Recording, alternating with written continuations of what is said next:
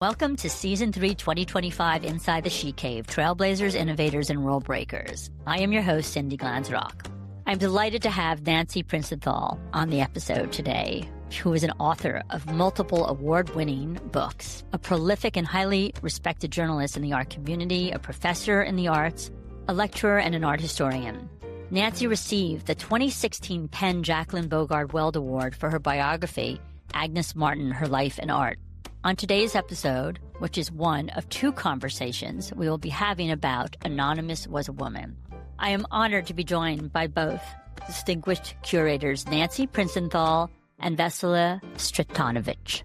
Both are leading voices in contemporary art and the curatorial vision behind the exhibition Anonymous Was a Woman, currently showing at the Gray Art Museum at New York University, which celebrates the work and legacy of women artists over the age of 40.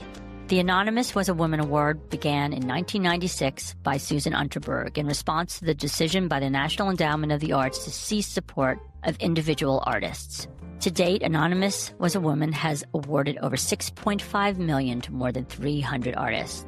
We are extremely excited to explore their inside stories behind the exhibit, the impact of this award, and the artwork that transcends identity and time, and getting to know both of these women. You know, there's a reason, there are institutional reasons why women haven't been equitably represented. And they're simple reasons. Most women don't have the financial and institutional support they need, and they don't have the privacy. They need a room with a lock and sufficient financial resources. Well, I couldn't be more privileged to be here today with Nancy Princenthal on June 6, 2025.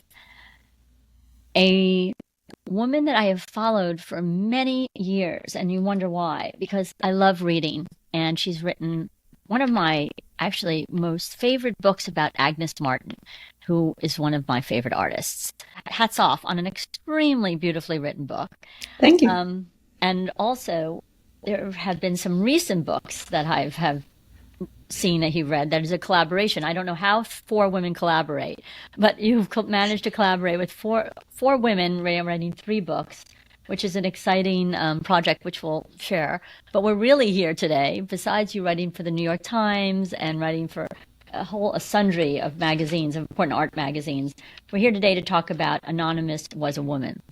And we'll also talk about you as this glorious lecturer, educator, teacher, historian, which is what makes you such a impressive, bold, and also very humble woman. You never you're not a blowhard, but your words and your articles and your the way you care about the world and the way you say what's on your mind makes you very powerful. So thank you for all you do. Well, thank you so much for saying that and for having me on the podcast. I'm delighted to be here. And we see that you have a few books in your is that your library, and a few pieces of artwork on the wall. So I guess art is very much a big part of your life. Art is a big part of my life, and yeah, I've got books all over the place. I'm always trying to figure out what to do with them. So if you've got any ideas, well, you use them as a doorstop for your cat today. They are serving that purpose. I hope that continues to work. We'll see. We may have a feline visit. I know I think I asked you if there was ever a book that you haven't written yet, or you read and you said, oh my gosh, I wish I wrote this book. It's so magnificent. So any book that just took your breath away that you can think of, and also any book you haven't written that you hope to one day? Book that I haven't written. You know, sometimes I have this fantasy of writing complete fiction. I love reading fiction. It's what I do for my reading pleasures. But I, of course, have gotten more absorbed by biographies over the years. And I'm delighted to have the opportunity to be working on another one right now on Louise Bourgeois with her husband in connection with her husband. What's his name? Robert Goldwater, an art historian and an Africanist, and actually his history with Museum of Primitive Art is in the news right now in connection with the reopening of the Michael Rockefeller wing at the Metropolitan Museum, which is just mind-blowing. He was at the Met when the wing was begun, the Michael Rockefeller wing? He died in 73, so he wasn't present when the wing was officially inaugurated in 1982. But he was a considerable contributor to the collection that it was based on, with It's so interesting, Rockefeller. especially since Louise Bourgeois lived till 102. Not quite to 100, but she lived a long time after he died. Yeah, she Yeah, lived. and she had quite a miraculous art career. But her career, what point in her life did it really take off or pinnacle? Since you're writing this book, you probably can answer that question, even though the book's not out yet. I can. She had a solo exhibition at the Museum of Modern Art in 1982. Yes. She was 70. So, I mean, it's not that she was unknown at that point, but she wasn't a household name. And she continued to work very productively for the rest of her life, long life. And often very works that had to do about women and sexuality, and I don't know, the Very spiders much so. were Yeah. representative of things that she was maybe not in fear of or fearful of, but they were awesome. They sometimes frightened me. They could be scary. She Yes. was often, scared herself. And she, went through the whole range of emotions in her life and in her work, which I think is clear. That's beautiful. That's what artists get to do. Well, I'm happy to start with what you're working on and what you will hopefully finish in the next year. But what's that one book that sort of took your breath away growing up, or maybe more recently? Oh, I'm looking at my bookshelves to answer that question. A friend put into my hands just a few weeks ago a new biography of Gauguin. I'm hugely enjoying it. A little And is bit it a outside. woman writer, a man writer who wrote the Sue book? Prideaux, a female author, but of course a male subject. Yes, So, of course. yeah. Well, thank you. We're going to pick that book up. I guess it's one we should know about because I think there isn't anyone that isn't interested in the relationships of that artist, especially that period of time. They were quite beautiful. The paintings, of course, and they still look modern and contemporary and beautiful today. So let's get on with the show, which is why we're here. This is the book that you co-edited, wrote, and you co-curated the exhibition at the Gray Museum of Art, which is currently on until July 19th. That's right. And there's going to be a wonderful gathering of some of the artists or recipients of the Anonymous, including Nancy Bowen, Jennifer Wenma, and Saya Woolfolk. At the Rizzoli bookstore in Manhattan. It should be a wonderful event, and I'm eager to hear what they all have to say. I love that piece, by the way, in the book, but that was written by Alexandra Schwartz, who's a curator at the Museum of Art and Design, yes. All about the evolution of all the women exhibitions from 2000, I think, to 2024. It's really quite impressive, what has happened for women. So Rizzoli's actually, and you know this from the book world, which I'd love to understand, Rizzoli is hosting you, but Gray Art Museum and Himmer were the publishers. Himmer, yeah. Himmer? Did I not pronounce that right? I'm sorry. But they make many beautiful art books, I noticed, over the years. Himmer, absolutely, yeah. But of course, so does Rizzoli. So yes, they do host events for books that aren't Rizzoli publications. And that's interesting. I like that collaboration. Very generous. Collaboration is important. Speaking of collaboration, we're going back to this opening page. I think we have a shot of it too. But this is an extraordinary accomplishment, right? These are the 251 recipients of the Anonymous Was a Woman Award. Can you tell us a little bit about the history of Anonymous Was a Woman Award, which I believe began in 1996 by Susan Unterberg, and take it from there, please? Before I even begin, I want to have a brief call out for Eileen Boxer, who designed the book. I think it's extraordinary design. Basically, you can see the challenge of doing justice to, a couple of hundred women. Susan Unterberg, a very visionary philanthropist, initiated the Anonymous Award in 1996, and one of the impulses behind it was that was precisely when the National Endowment for the Arts ceased giving individual artist grants. So we've talked when we give tours at the Gray, and also we talked in the roundtable that begins the book about what the repercussions of that change in federal funding was and what artists needed. And of course, she took the title for the book from a very well-known essay by Virginia Woolf, A Room of One's Own, and Anonymous Was a Woman is a paraphrase of something that Woolf says in that essay, which is, look, these are things that women need in order to succeed.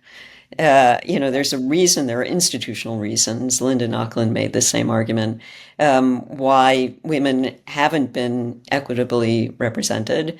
And there's simple reasons. Most women don't have the financial institutional support they need, and they don't have the privacy.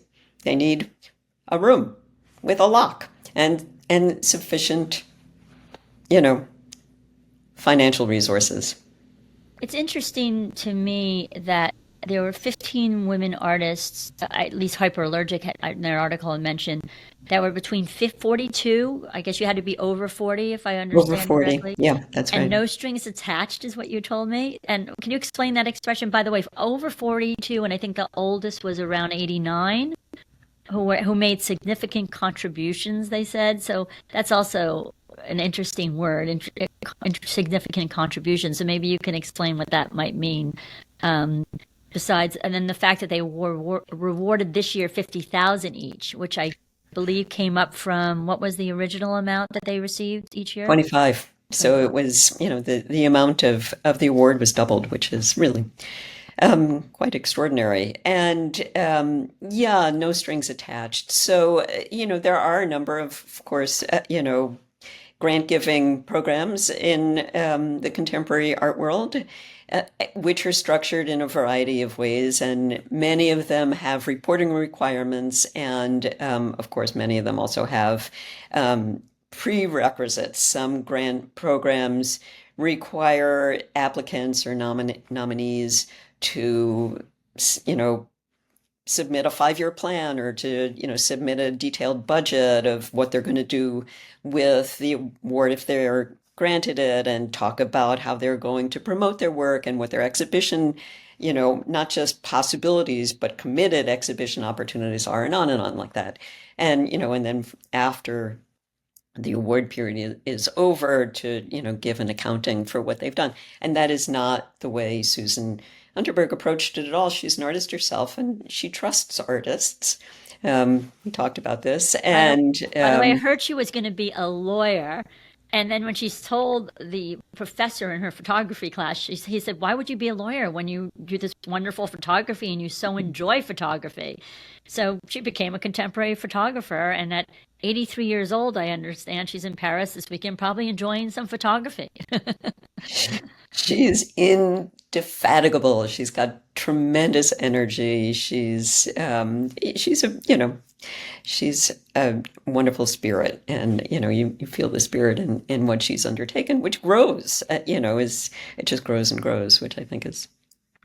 Well, I'm sure we also, all of us read Virginia Woolf's A Room of One's Own. By the way, I always love that because I think it influenced me having a podcast called Inside the She Cave, because women need their room of their own. And it's, when you think that's 1929, almost 100 years ago. Yeah. And to create this women identifying, I guess that's how it also changed. Can you explain that to the audience about how that sort of shifted a bit on who could receive the rewards? Sure. And I think it's a policy that is in motion, as Susan and Gabby Collins-Fernandez, the director, tried to be as responsive as they can to what artists need and how they identify themselves. So, that identifying part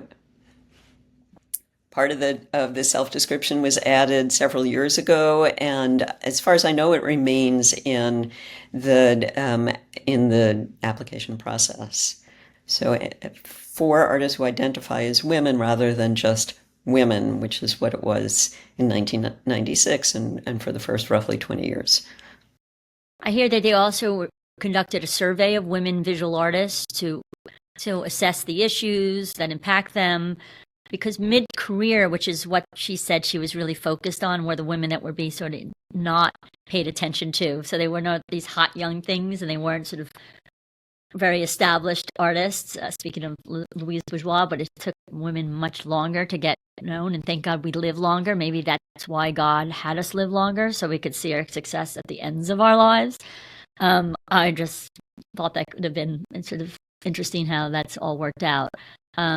But I was just curious about that data and how it's going to be distributed, with the intent that artists use it for their own activism, especially how it pertains to their relationship with, different arts institutions. So can you speak to that a little, the survey?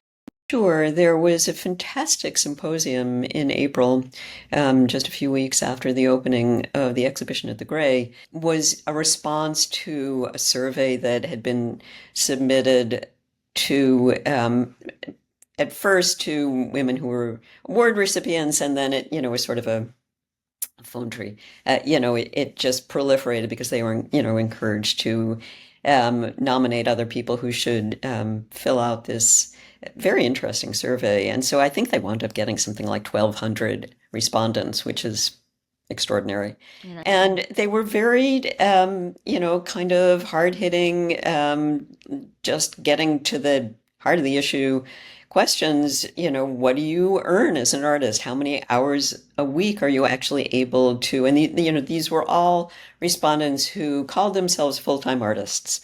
Although now I'm not going to have trustworthy data in mind, but none of them were able to work anything, or not the majority of them were able to work anything like 40 hours a week at in their studios at their artwork, except for the older women. The older women were actually the most pleased with their circumstances. But there's as we all know, there's a long period of hustle, and it's hard. And I do remember that the average, it's not the mean, I think it's the average income that these women derived from their art on an annual basis was $17,000. So, really? Whoa, that's not going to support you. Yeah, unless you're, left quite a bit of money. Well, And there was a question about reliance on passive income, and of course there was a lot of opportunity to talk about what other things women, and I don't think it's hugely different for men. I think there's just an income disparity. there is. What people do Like who 70 are, something cents to the dollar, I think it is. I don't know what it But is I now. believe it is. Yeah, And then that's gone up quite a bit since it oil has was. gotten better. It Yeah. has gotten better. And what's so interesting, Nancy, is that how about people who write books? Do you know what if you're getting the same advance as the gentlemen out there that are writing art books, or if they hired someone other than you to write the Agnes Martin book, which took you how long to write? How many years or Probably months? 5 or 6 years. Yeah. Yeah. So 5 or 6 years, if you're not making substantial enough money for a 5 or 6 year book, how do you survive unless you're juggling other things, right? You are juggling other Yeah. things. Yeah. Yeah. You ask a good question. I can't answer it. Okay. Fair enough. Maybe some part of me would really rather not know. Yeah, I'd be writing the books anyway. The exactly. advances aren't huge. Well, speaking of that, you're the author of The Unspeakable Acts, Women, Art, and Sexual Violence in the 70s. So there are, and you wrote about Hannah Wilke, and you've written so many other wonderful books, but I'm just asking you that one because you take on difficult subjects. So I don't want people on the show saying you don't know if you want to answer the question, because you actually do difficult subjects out there and do dive deeply into it. So how did that book, I'm just curious, come up? That was a tough one, and it was a book that I had in my mind for a very long time. And I'm thinking of Susan Brown Miller, who just died, and who, of course, wrote the first big book about women and rape, and in 1975, and which is more or less where my book, Unspeakable Acts, began. And it was Susan Brown Miller did talk in her book, Against Our Will, about the fact that the women's movement was a little late to talk about sexual violence as a feminist issue. And it was because in those dim, dark years of, the early second wave feminist movement, women were much more concerned with issues of equity and with issues of strength and solidarity. And it was felt that sexual assault was sort of a side issue. And it was also felt that too often rape was something that men of color were accused of. And so the politics of it, and that was absolutely true. This racial disparity was, a horrific The part that was true aspect was of that not that black men were rapists, but that there was a disparity and people believed they were. yes, Yeah, in prosecution in and prosecution. conviction. Right. White men were just trusted. We're Right. just, no, it Absolutely. must be the women who were misbehaving. So, So you took on this subject and and I took it on, because it seemed clear to me that women artists were addressing it very early on, mhm. and primarily in performance work, which was incredibly bold. For So that example, who did that? I mean, well, Yoko Ono, Yoko Ono. Valley Export, and also principally Suzanne Lacey, who's not well enough known, but has been Yeah. a real pioneer in bringing difficult social issues to the fore in the context of performative work and also very community-based work. She's always bringing other people into the There's projects. always Linda Benglis, which is sort of an Yeah, interesting, putting like the sexual artwork out there. yes, she You did. have to talk about it. Yeah, so did Louise Bourgeois, So actually. did Louise Mhm. Bourgeois, of course. I go off to that tangent because um, if we don't write about these things, change will not happen. October 7th, that came up again. After the Hamas invasion of Israel, we see this happening in war all the time, and it's an uncomfortable subject for men to talk about.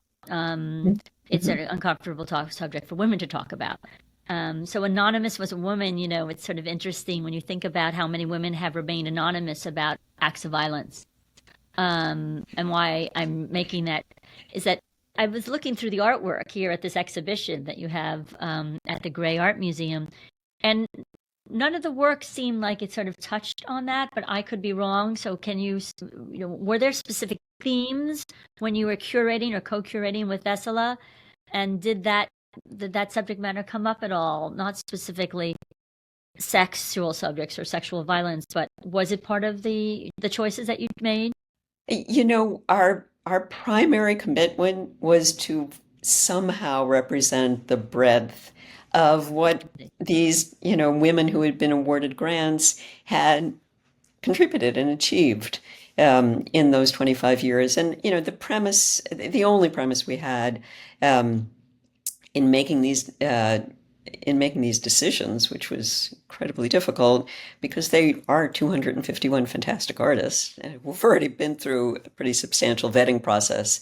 The only thing we tried very hard to do was to have at least one artist from each year of the first 25 years, 96 forward, and to have the work included in the show be from around the time of the award, which is not as easy to do as we So thought it would close be. to when they received the award using the Yes. artwork from that period. Um, so we're going to speak to some of the artists that you're going to point out to us that you either know personally, like the work on the cover of the promotion is Rona Pondick, which I believe is a friend of yours also. So this work, can you speak to it? Because I know I think it's made out of something like resin, but Resin. it's beautiful. How did you chose this one with Vesela? I assume all of your choices were, and was anyone else part of that decision making process, or just the two of you? It was really just the two of us. I mean, we worked with Lynn and sometimes she weighed in, but it was Vessel and I who made the choices. And I have to say that Susan Underberg really kept her, kept out of it. She, which was also a very generous thing to do. Rona Pondick is By an the way, artist. I'm interrupting you. I apologize. We would be remiss in not saying who Lynn Gumpert is. Oh, I feel that, I sort of didn't mean to wax over the importance of Lynn Gumpert, who, I think you use a great expression of a swan song. This was her last exhibition that she did after 28 years. Um, Quite an extraordinary woman. She's the director. She's actually in this photo that we have up right now with yourself and Susan Unterberg and Lynn Gumpert and Vesela. I guess you'll have to tell us where you are and what you're talking. We know what you're probably talking about. Um, but the whole concept of a woman who also was very much a part of knowing how to weave in the importance of the Abbey Weed Gray collection of modern Iranian and Turkish and Indian art, who's the founder, I should say, Abbey Weed Gray, so another great woman back in 1975, and it aligned with supposedly NYU's University of a Global Vision. Likewise, they had their downtown mhm, school of artists that was in the Bops library. mhm. So they had the 1990s sort of complementing their special collection at the Bops library from the 90s. So I love this new, funky, beautiful, contemporary. I think 40% more of space that they've moved into. So when they became the Gray Gallery, became the Gray Art Museum, and again run until this past year by Lynn Gumpert. And they just, I believe, 2025 was their 50th anniversary, and so almost 5 decades of wonderful art, from paintings to printmaking or architecture. And since you decorative arts, video, film, performance, you taught at NYU at one point, I believe. I taught a couple of isolated semesters, so I taught there probably 3 or 4 times altogether. And what did you teach? Issues in contemporary art. I Okay. actually, until the very last 2 terms that I taught were in the Institute of Fine Arts, which is, of course, part of NYU, and it's Yeah. the graduate art history program. And I did a seminar that was organized in support of Anonymous Was a Woman. So surprisingly, all the students in that seminar were women, and both times. I Not that taught men weren't allowed, right? Men they were were not welcome. excluded. They were not excluded. For the first semester was during COVID, and that was difficult. And the second semester was in person, and we were so happy to be together. And some of the students in that program at the IFA contributed to the book as writers of this short biographies That's wonderful. of the artist. So that was nice. And that is an essential part of the Gray Museum's mandate, is to be a teaching institution. Like any gallery associated with a university, college. This was Lynn Gumpert's last show, and I think she was happy to have it go out with a bang. It was, there are a lot of people. There's a line out the door. Showed up for the opening, and that was exciting for all of us. And I think it was Especially because you all started on working on this. I believe it was in 2018 19. or 19. Okay.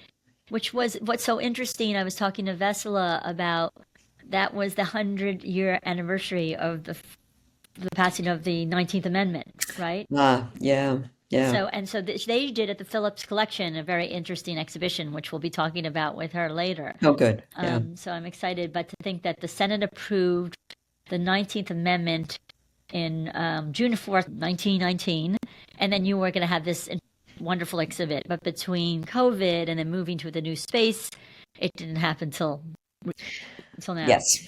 Those two things, it sort of extended the period of time we were working on the show, but it was, in a way, it was helpful. I mean, it allowed us to be much more deliberative, and we did deliberate. Yeah, we saw you at the table having some kind of conversation. I guess that's at NYU, discussing Oh, what you were the going to the do. photograph that's in the book, yeah, that was the round table. That was the round So table. that's in Susan's home. Oh, that's in Susan's home. Okay. I Yeah. don't. I'm dying to ask her who those two little boys. That looks like a fabulous Yeah. work of art, which I'll have to ask her about. We didn't get a chance to speak before she left for Europe, but we will speak to her soon, and we'll find out a little bit more. I do know that she's a passionate person about art and women and supporting the arts, and she won a wonderful award this past year. She received a Special Achievement Award that I was just reading about from from the Academy. So it's really wonderful that she's come out of the so-called art closet. Yeah. Yes, because I mean, that was a very firm conviction that she had from the beginning about anonymity, and she maintained it. And actually, for a long time, the rest of the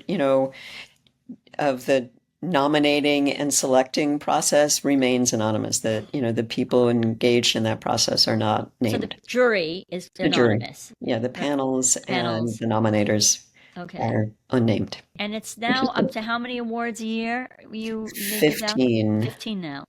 Okay. from 10, and there's a separate extra award that goes to and it's co-administered with the New York Foundation for the Arts, and it goes to women, I think, who are involved in eco art. Eco art. Okay. Well, I have to say that we were talking a little bit about some of the books you've written. Most recently, I love that you've sort of ties in with what you've published recently with these other women, as I spoke of.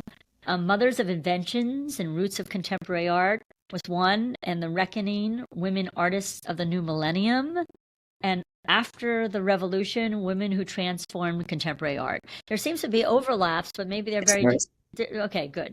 Can you, how did you collaborate with three other women on three books? And tell the audience that's recently come out a little bit about that project and how it came to pass. It's really very straightforward. Okay. I mean, I know it It seems sounds mysterious. complicated to me.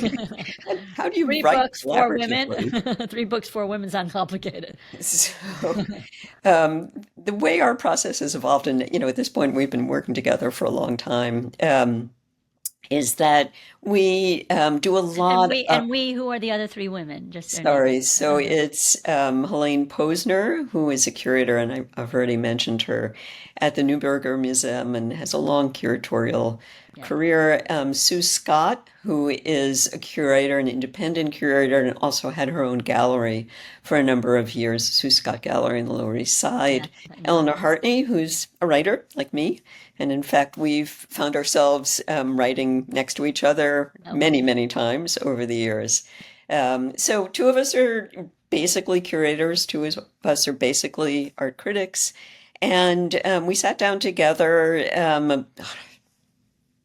about 20 years ago, maybe more, to cook up a book that would celebrate women artists who just haven't, they're known, but they haven't gotten their due. Let's just put it together in a book. And I think it was 12 essays, and fairly substantial essays about a limited number of artists, and who had substantial careers behind them. And that was the first book after the revolution, and it was about like, okay, so second wave feminism has come, and the Guerrilla Girls have come, and made these very important advances in equity for women artists, but we're not quite there yet. So let's just like start writing a book that's just has it all in one volume. These are really important women. If you want to write if you want to teach a course in contemporary women artists, use this book. Okay, got it. So it's an educational book. It's not just that was coffee something table book. we joked about. 12 weeks, 12 in a semester, 12 artists, go for it. And the second book was more thematically organized, and and there were many more artists, and there were some younger artists and shorter essays, and we covered a lot more ground. Right. And the third book, the most recent book, which just came out last year, last summer, is really an argument about what the title says, that women actually did substantially. We kind of took this from something that Holland Cotter, oh man, said in the New York Times years ago now, that so many of the important advances, or maybe advances is the wrong word, but so many of the important changes in art over the past several decades were really pioneered by women, including performance art, including eco art. Do you know that I went to the doctor's office the other day? I won't say why, but I will say the doctor who was there told me his three favorite women were Madame Curie, Joan of Arc, and oh my God, the double helix, a DNA, Rosenberg. Oh my gosh, I'm so embarrassed, and I love her. They did a great show about the life of the woman who discovered the double helix, and she died of cancer very quite young, but she had a great deal to do with it. And here, Rosalind Franklin, just remember Oh, Rosalind Franklin. So if you don't know her, you must. or That's oh, sure. not that you should be embarrassed, but go learn about her immediately. She's extraordinary, and these guys, Watson and whatever the other man's name, were just not nice to her. And if it wasn't for her, we wouldn't have this basically what we know today as the DNA double helix. But I know we're coming towards the end, and we did want to touch on the artwork, some of the pieces that you wanted to highlight. So maybe we could just touch on the names of them and just say something like that sort of highlights that why you like that artwork and why you chose them, maybe in a very succinctly. So if we can go through that list, that would be great. I see we Yeah. have one up now. Who This might this is be? Anne Choose Man, and we were delighted to have it's a guardian figure that represents a traditional, I think it's Filipino spirit figure, a guardian figure, and she stands as sort of a sentinel in the show. An artist who worked in a variety of mediums, but I think it exhibits a tremendous amount of inner strength. We kind of paired it across the span of the museum with Beverly Sims, who's best known for these giant gowns that trail across the floor, and they sort of speak to each other about a certain kind of female power. Beverly Sims's work is also grounded in a background in performance work, which is true of several of the artists. Mm-hmm. Rona Pondick is Oh, we'll one pull of her up. the works that greets you as you enter the museum. She's been working with casts of her head and hands that she made in 1998 ever since 1998, taking a tremendous range of emotional and formal results from, those simple casts of head and hands. And I've talked about it in gallery talks in relationship to this question of identity and anonymity, which is something we thought about all Yes. the way through the decision process. Can you talk about self-portraiture without talking about identity? Can you use your own face and have it be, an abstract, emotional expression? And we have another one, I think, coming up, in which I love this piece because I love her work in general. Uh, Fantastic work, and actually one of the earliest awardees. This is Jean Silverthorne, who got one of the initial awards in 1996. This massive black rubber chandelier yes, attached by these snaking rubber, unplugged, useless electrical cords to a sign on the wall that says exit. But of course, there is no exit. And I love the sort of yes. existential joke of this. Jean is a great reader and a very literate artist. And I think she's got a wonderful sense of humor, this sort of very opulent piece of furniture that's unlit, no one's going anywhere, and yet it's got this amazing presence. We have Uh, we have this blanket piece that you can sort of see in the corner. I always love her works. yes, I so know she's that's not on your Marie. list. That's Marie Watt, and she's got a whole set of stacked blankets. She's a member of the Seneca Nation and Seneca Nation. uses blankets a lot in her work to refer to their many, many layered references in indigenous art and weaving textiles, the uses the blankets were put to, and of course the things that happened to Native Americans when they were dealt blankets that were poisoned with smallpox. Um, Yes. Horrible. By the way, the painting that was behind the one, which hopefully we'll pull back up if we can get it back up. Mary Heilman. Was Mary Heilman, who lives around the corner from me. She had a documentary that came out last year at the Hampton Film Festival about her career. So it's nice to see women like that, like we were saying, at 40s to 80s, and she's obviously in that the elderly range and has had a very long career, right? I'd say. Very long. Yeah. And, Yeah, and very, there she is. there it is. And, one of the things we talked about also was how do you make abstract art as a feminist? What Yes, is that? That's yes. one of the subjects in actually our collaborative book, Mothers of Invention. And for Mary Heilman, for Polly Apfelbaum, who's Oh, somebody else whose Polly. work is in Yes. one of the initial galleries. Hmm. It's, doing things around abstract issues that are subversive, that are handmade, that defy the rectilinear grid, that make it very important that we're dealing with fabric, that we're dealing with textile, that we're dealing with hand-dyed materials, that they're mutable, that they have an aspect of mobility in them, that they just go against the grain of Go against the the, grain. the minimalist ethos that so many of the artists in the second half of the 20th century were up against. Being the Agnes Martin expert, it sort of reminds me when you talked about the fabric or the grids in that last work, Apfelbaum. It reminds me a little bit of Agnes's works. Was she ever an honoree of AWAW, or was she not around? Or No, she was born in 1912. She died in 2002. I think that's right. okay, well, she could have Um, been. She could have been an so awardee. she could have been, by the time the award came around, she was really too well known, too much of a star, Oh, which I is see.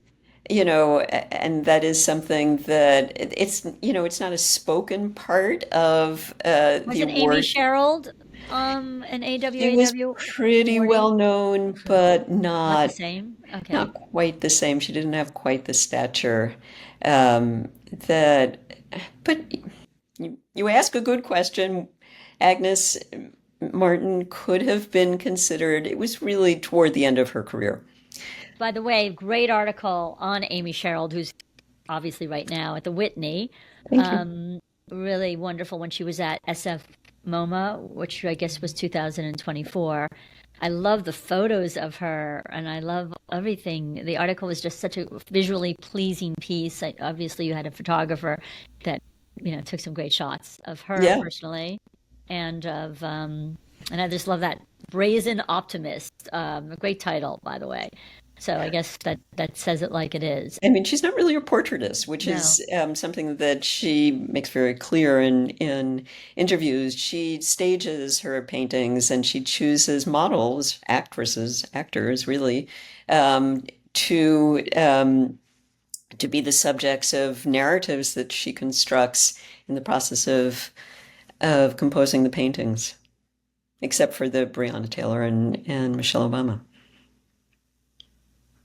and she's really a painter, a painter's painter. Like she's really Yes, about painting, very it's much so. Whereas some of the other works I love only because we didn't touch on the last few. I just want to touch on it only because just to show the diversity of this exhibition, which I hope everyone will visit that hasn't visited it yet. But they can buy the book, of course. But a few others. One was, I believe, this is mhm. photography by. Please tell us. This is Anne Millet's On work. Millay. This is from a series of photographs that she took at 29 Palms in California. And like a lot of her work, it is tracing this very porous boundary between actual warfare, enacted warfare, theater of war. Anne Millet is an American artist born in Saigon, and actually has an important body of work that she made when she went back to Vietnam as an adult. So what we're looking at is soldiers training in the desert in what's meant to be a training camp that looks like Afghanistan, but some of what we're seeing is live fire. That's part of the training. Wow, Um, wow, so yeah, it's intense. powerful work. So it's part true and not and also not so much staged but created by the artist, right? Yeah, she doesn't manipulate the She photographs, doesn't, right? but the ambiguity is all in the subject matter. And this is Joyce And Scott. it's hard to see it, but just Yes, it maybe if we can is. describe it, what it's made of, because it's wonderful, the beads, right, that she uses. Yeah, she's an artist, along with Kathy Butterly, for instance, who was associated for a long part of her career with the crafts as something, Hmm. somehow held at arm's length from the world of fine art. And this is a necklace; it's wearable artwork, but it's as most of her work is figurative. So there are at least four figures in this necklace, and often they're amorous.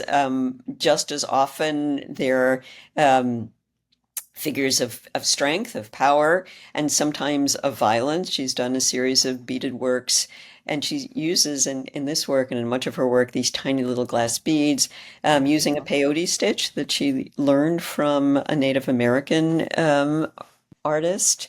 So there's humor in this work, there's playfulness, there's, just an unapologetic love of a kind of opulence.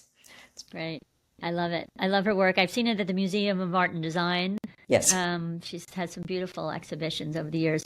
When you think about all these decades of work, and it's just to me, I love that piece, by the way, in the book that was written by Alexandra Shorts. Schwartz, who's the curator at the Museum of Art and Design, all Yes. about the evolution of all the women exhibitions from 2000, I think, to 2024. It's really quite impressive, what has happened for women. And I do want to say one thing. I thought it was I forgot that the studio school, was it, that was started by Whitney? Yes. Gertrude Gertrude Vanderbilt. Vanderbilt Whitney, Hmm. became the studio school, and she was a sculptor, and obviously she had money, and Hmm. she created the studio school and was a sculptor and was at war times in places of war, and Hmm. then creating sculptures of soldiers. They were pretty extraordinary. The works that a lot of people don't realize she was an artist too, Um, which you probably know much more than I do. But I'm just not sure a lot of people know that the MoMA was begun by three women. yes. Of course, the Guggenheim, and Hilary Bay. Yeah. pardon me. Hilary Bay at the Guggenheim. Yeah, Yeah. the Guggenheim and Hillary, and also the one in obviously Venice, who's very much Yes. the other Guggenheim. um, so it's just without these institutions that are extraordinary, and the women that also are at the Met on the board, whether it's an Agnes Gund or the Hess or the list is long. Kravis, they've always supported art, but not because they personally just maybe had come from some wealth or received wealth, but because they were truly, I think, passionate about art and culture and sharing that with the world. Because no matter who you are, what your cultural or background is, your age, color, race, it's not important when it comes to art.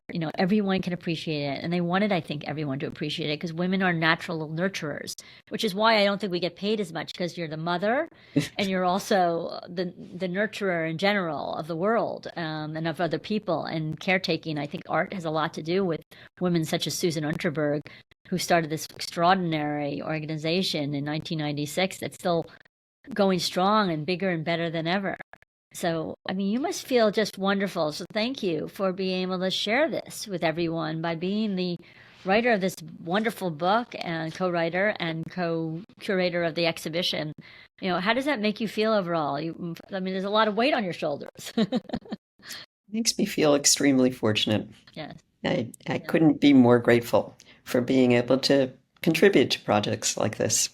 It's really an honor, and it's Well, a pleasure to talk with you. So I appreciate thank that you too. for sharing your work, your knowledge. We look forward to your book once you get the title. Please let me know so I I can will. find it on Louise Bourgeois. And I think everyone needs to read the Agnes Martin book, because it's just such an extraordinary woman who I realized she was Canadian. She became an American citizen, which is kind of interesting during these times that we're in. Yes. So, the importance of very important artists that moved from other places, whether it was anywhere in the world, and have made this extraordinary art that you're sharing with us today, whether Indigenous women or women of color, women of of means, women of no means, whatever it might be, just great women doing great things. And you're one of them. So thank you, Nancy. Thank you. Appreciate it. And keep up the great work and have a beautiful summer. Thank you. Bye-bye now. Bye-bye.